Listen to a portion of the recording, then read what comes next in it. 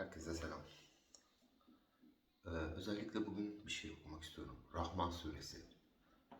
Rahman ve Rahim olan Allah'ın adıyla.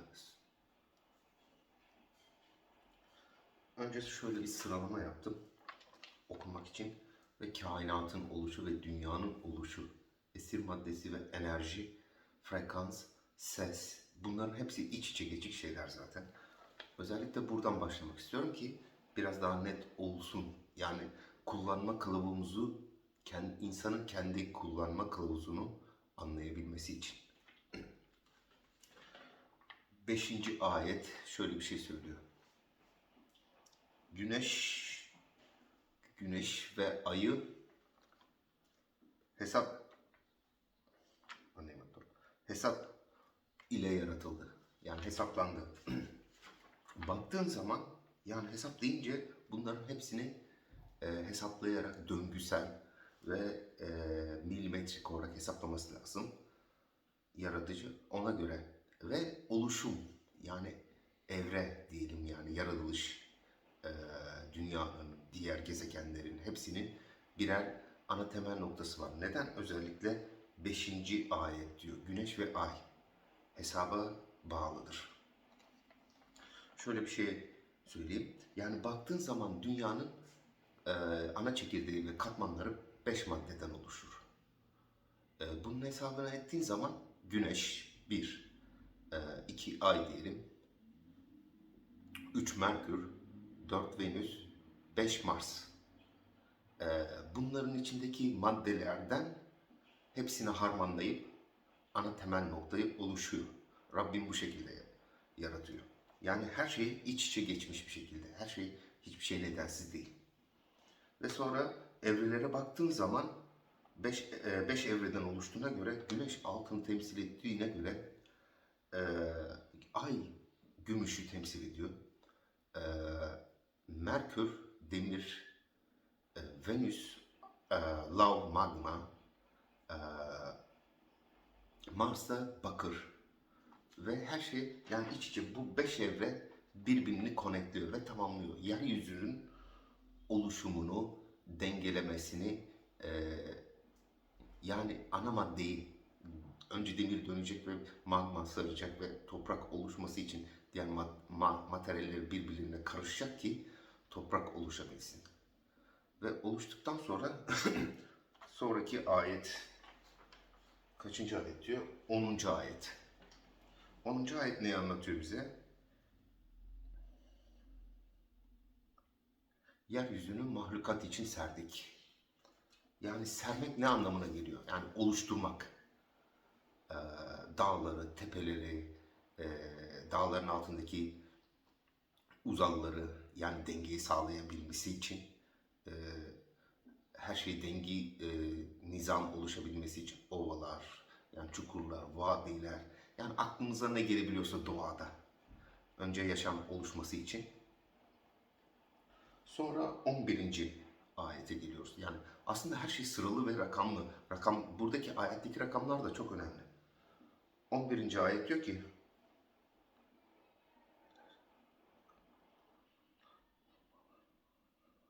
onda meyveler, salkım tomurcuklar, hurmalar, ağaçlar vardır. Yani hurmalar deyince yani tek bir ağaca yüklemeyin anlamını. Tomurcuklar deyince bugün baktığınız zaman her şeyde önce tomurcuk oluşur, açar çiçek oluşur. Ve bunun gibi binlerce ağaç veya çiçek veya onun gibi yani aklınıza ne gelebiliyorsa ağaçlar, yani tek bir noktaya değinmemek lazım. Yani bunların içindeki yaratılışın içinde evrendeki olan yani dünyadaki olan tüm yaşam bitkisini anlatmaya çalışıyor. Ama tabii biz anlayabildiğimiz kadarız. Yani okumayı bilseydik doğru düzgün. Yani aslında bugün baktığın zaman Arapça okuyanlar çok şanslı da o şansını farkında değiller. Tabii farkında olanlar da var. Hepsi için söylemiyorum. Sonraki ayet 12. ayet.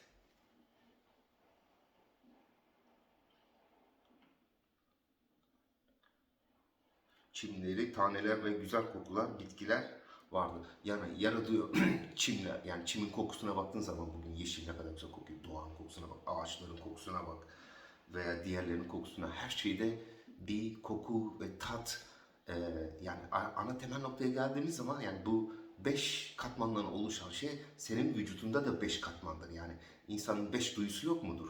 Yani her şey yine birbirine connect. Yani biz de topraktan yaratıldığımıza göre ana temel nokta yine her şey. Yani içimizde demir de var, bakır da var, çinko da var, gümüş de var, altın da var. Yani ne ararsan var. Yani dünyadaki sıvı madde, su da var. Yani zaten bedenimizin %70'i su oluşuna göre hayat veren zaten su her şeye. E, 12. ayeti okuduktu. Sonra sırada 7. ayet var. Sıralama çünkü bunların sıralaması çok önemli ki anlayabilmemiz için her şeyi. Aslında açık söylüyor da yani insanlar sıralamaları dengeleyemedikleri için burada kafaları algılayamıyor kendi kullanma kılavuzunu. 7. ayet. Bak şu güzel göğe, onu yükselttik, mizah koyduk ki diyor. Yani bugün mizah anlayışımız nasıl? Yani yaşamak, eğlenmek, bilmem ne. Yani son yok. Ne kadar hayal edebilirsen, hayal gücüne bağlı bir şey. Bu tabii insan yaratılmadan önce dünyayı yaratma şeklinden bahsediyorum. Ee, sonra ilk baştakine karıştırmayayım yine 7. ayette. Bak şu gökyüzüne diyor. Ne kadar güzel. Ve baktığın zaman Mars'a gelmiştik. Mars'tan sonraki diğer gezegenlere gittiğin zaman Satürn, Jüpiter, Neptün, mavinin yani o da mavi olduğu için gökyüzündeki şeyleri de gökyüzünün maviliğini temsil eder. Aslında her şey aynı nokta yani Güneşin etrafındaki dönen gezegenler tamamen dünya için birer madde. Yani oradaki maddeler dünyada hepsinin toplamı.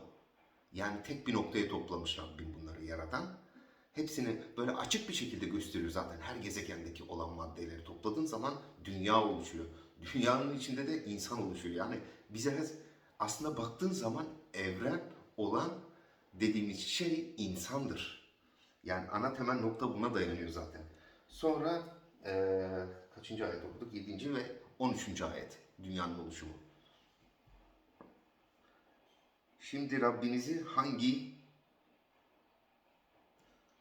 hangi nimetlerini yalanlayabilirsiniz diyor. Yani burada aslında diyor ki Allahu Teala ben sizi yarattım diyor ama siz beni hala yalanlamakta ve inkar etmekte yani gözünüz görmüyor ve hala beni inkar ediyorsunuz diyor. Neye dayanarak ve neye karşılık beni inkar ediyorsunuz diyor.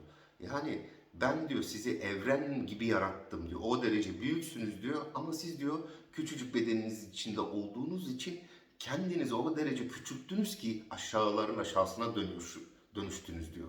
Yani frekansınızı düşürüyorsunuz ki aşağıların aşağısına dönüşüyorsunuz. Yani aşağı lavların içine giriyorsunuz. Yani yakıyorsunuz kendinizi. Dünyada da yakıyorsunuz, ahirette de yakıyorsunuz diyeyim. Sonra insan. Önce 1. ayet. Rahman yani e, hayat veren, yaratan, oluşturan, birleştiren, toparlayan, hepsini bir araya getiren. Yani milyarlarca atom partikülünü, molekülünü her şeyi bir araya getirip toparlayan ve insanı oluşturan ana madde. Sonra 14. ayet. Ne diyor burada? İnsanı gafur gibi bir sal ateşte pişmiş gibi bir kuru çamur çamurdan yarattık. Yani baktın çamurdan yarattık deyince şimdi insanın ana temel noktasına gelince bugün baktığımız zaman insanlar farklı farklıdır. Renkleri olsun, bilmem neleri olsun. Ana temel noktaya şunu değineceğim o zaman. Ne yerseniz osunuzdur bir cümlesi var ya. Bu çok doğru bir şey. Şimdi her insanın farklı yani bulunduğu coğrafyaya uyduruyor. Neden dersen çünkü o coğrafyada yetişen her bitkiden yediği için o coğrafyanın toprak rengi neyse bedeni de ona dönüşüyor. Yani zaten dünyayı biz rengarenk yarattık diyor. Yani insanları da kavimler halinde yarattık ki her şey dengelensin ve buradaki adaleti sağlamanız için. Yani ana temel nokta şuna dayanıyor. Yani bitki, neyi yersen ona dönüşüyorsun. Yani bugünkü, şimdi çok şey yapmak da istemiyorum. Asya'ya baktığın zaman farklıdır. Amerika'ya baktığın zaman farklıdır. Ee, Rusya kıtasına baktın yani kuzeye baktığın zaman farklı insanlar var. Güneye baktığın zaman farklı. Batıya baktığın zaman farklı. Doğuya baktığın zaman farklı. Ortası da başka. Yani e, coğrafya neyse insanın bedeni de aynıdır. Yani o topraktaki yediğin neyse odur. Bugün yani artık insanların genlerinin karışması birbirine çok doğaldır. Yani herkes yavaş yavaş birbirine neden dönüşüyor? Çünkü e, bugün Yeni Zelanda'da yetişen bir bal buraya geliyor ve ben bunu yiyorum.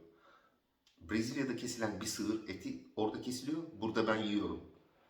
Ee, Çin'de yetişen bir madde buraya geliyor, ben burada yiyorum. Başka ülkelerde yetişen bir madde buraya geliyor, ben yiyorum. Yani bu sefer ne oluyor? Benim dünyanın her yerinden, her yerindeki yetişen bitkiler, her yerindeki toprakları ben kendi bedenimde topluyorum. Yani her şey atom olduğuna göre oradaki atomun e, renk tonlaması veya enerji frekansı farklı. Buradaki atomun enerji frekansı farklıdır. Ve bunların hepsini birleştirdiği zaman bu sefer sarmal çıkıyor. İnsanlar da karışıyor. Ee, 14. madde, 14. ayetti. Ve sonra 3. ayet. İnsanı yarattık diyor. Yani çamurdan ve birleşimden, menilerden, hepsinden, sudan bir araya karıştırıp insanı yarattık. Yani e, buna e, can verdik. Yani bedenin içine soktuk kalıp halinde. E, ruh vermeyi bekledik ve ona göre oluşturmak için zamanı ve sabırsız oluşumuz da burada zaten Adem Aleyhisselam'a ilk ruh verildiğinde yani o karnı o kadar acıkmış ki daha ayaklarına ruhu inmeden hemen kalkıp bir şeyler yiyesi gelmiş. Yani sabır etmememizin problemleri de burada. Yani insanın başına ne geliyorsa sabırsızlıktan geliyor, acelelikten ve hemen olmasını istediğinden. Yani hiçbir şey hemen oluşmaz. Ya zaten hemen olan bir şeyden tad almazsın. Yani çok çabuk sıkılırsın. Yani kolay gelen kolay gider misali. Onun gibi. İkinci ayet okuduk. Pardon, üçüncü ayet okuduk. Sonra aslında şurada ikinci ayet o kadar önemli bir şey ki kullanma kılavuzu. Biz diyor Kur'an'ı öğrettik. Yani Hazreti Adem'e ilk yaratıldığında yani her şey öğretildi. Yazmayı, çizmeyi, ne yapması gerektiğini, nasıl bu dünya üzerinde hayatta kalabilmesi için.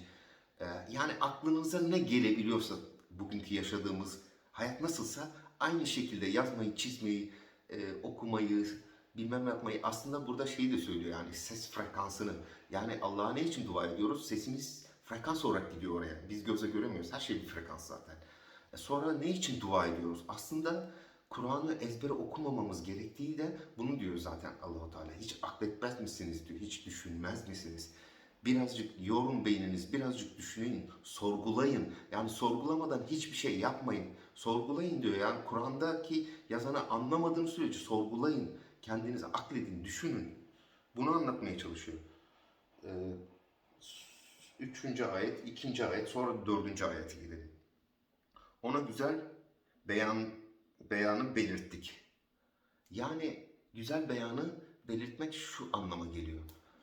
Anladığım kadarıyla.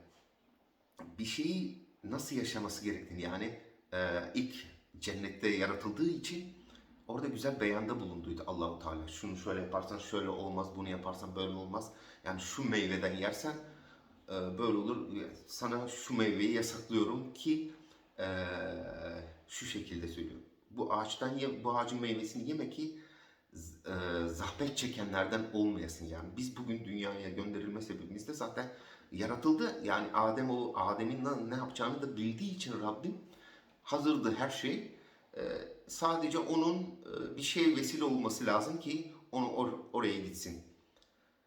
Tabii bunun içinde Havva annemiz de var. Bu da vesile oluyor ki dünyaya gönderilme. Yani orada aslında e, dördüncü ayet şunu belirtmeye çalışıyor. Ona güzel beyanda belirttik. Yani biz insan olarak e, dik başlılığımız, kibirimiz, Yani ne olduğumuzu, yani şu bedenin içine girdiğimiz için bazen kendimizi kaybediyoruz. Aslında kendimizi kaybetmememiz gereken bir noktada bazen bir kaybediyoruz ki enerjimiz düşüyor 200 frekansın altına. Ondan sonra kendimizi de kaybediyoruz. Ne yaptığımızı bilmiyoruz. Bunun için kendimizi güzel bir şekilde toparlamamız lazım ki iyi okuyup zaten neden her şey okuyun diye başlıyor Kur'an-ı Kerim'de en başında. Okuyun diyor ya, okuyun. Yani bu yaratılışın en başında kalem vardı, yazı vardı. Biz hiçbir zaman için taş devrinde yaşamadık. Yani hiçbir zaman içinde başka bir şeyden gelmedik. Adem insan olarak yaratıldık ve insan olarak da öleceğiz son kıyamete kadar. Yani bu safsataların çoğunu boş verin. Kim nasıl istiyorsa öyle bakabilir bu hayata. Hiç kimseyi yadırgamam da. Herkes kendi hayatından mesuldur. 4. ayet ve 9. ayet. Yani bunların hepsini sıraladım ki düzgün anlaşılabilsin. Dümdüz okuduğumuz dua, yani dua diye okuyoruz ama aslında burada bize hem sesle Allah'a bağlanmamız için söylüyor. Yani bunu Arapça bilmediğim için keşke bilseydim. Belki çok daha güzel olurdu benim için. 9. ayet.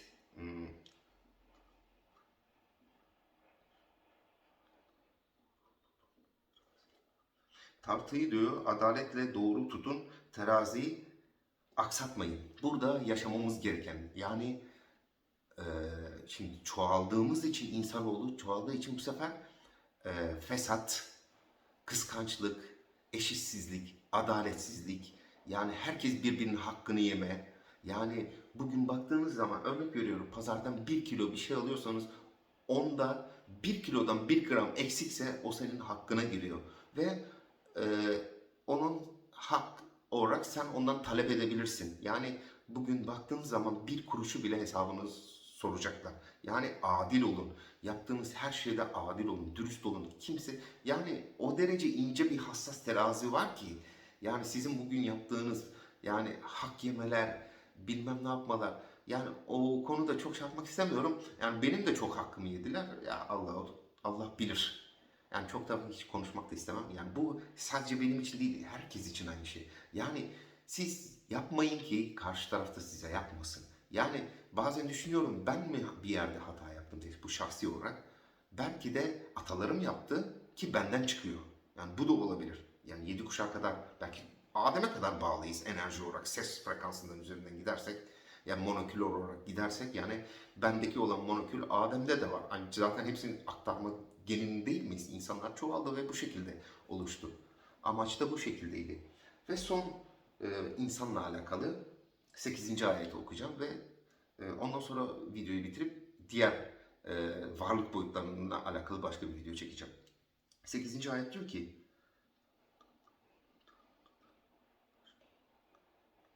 yani tartıda taşkınlık etmeyiniz anlamı şu şekilde. Yani biri şöyle bakabiliriz olaya. Biri bir şey biliyordur ama karşı taraf daha cahildir.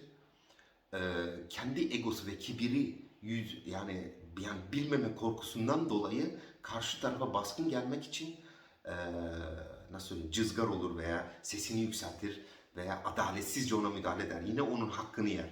Yani biri bir şey anlatıyorsa, yani siz karşı taraf olarak dinlemeyi bilmediğiniz zaman onun hakkına da geçmiş oluyorsunuz. Yani bilmediğiniz konu hakkında yorum yapmayın. Ee, Öğrenin, araştırın. Yani her şey ne gelirse yine cahilliğimizden geliyor. Yani bilmemezlikten geliyor. Yani ben de bilmiyordum. Araştıra, öğrene, herkes öğreniyor yani. Herkes aynı. Değişen hiçbir şey yok. Sadece birisi araştırıp öğrenir ve neden olduğunu anlar. Birisi de okur. Hiçbir şey anlamaz. Onun gayesi nedir? Sadece maddiyatı elinde tutmak. Yani bir şeyler kazanayım bu dünyada, rahat edeyim. Ya bu dünyada hiçbir şey rahat diye bir şey yok. Bunu kafanızdan silin. Yani burası zaten amaç burada, yani kısa ömrümüz 100 senelik bir ömür diyelim. Bunu imtihanını veya imtihan diyorum sınavını verip, yani imtihan diyoruz ya, sınavını verip, yani geçebilecek mi sınavı, geçemeyecek mi, sana kalmış bir şey. Yani maddesel boyutta yaşadığımız için her şey 5 sınırındadır. Yani o 5'in üstüne çıkamazsın. 6. günde yaratıldığımız için yani her şey 5'te sınırlı. 5 duyun olduğuna göre Yani kendinize çok iyi bakın. Takip etmeyi unutmayın. Like bekliyorum herkesten. Çok teşekkürler.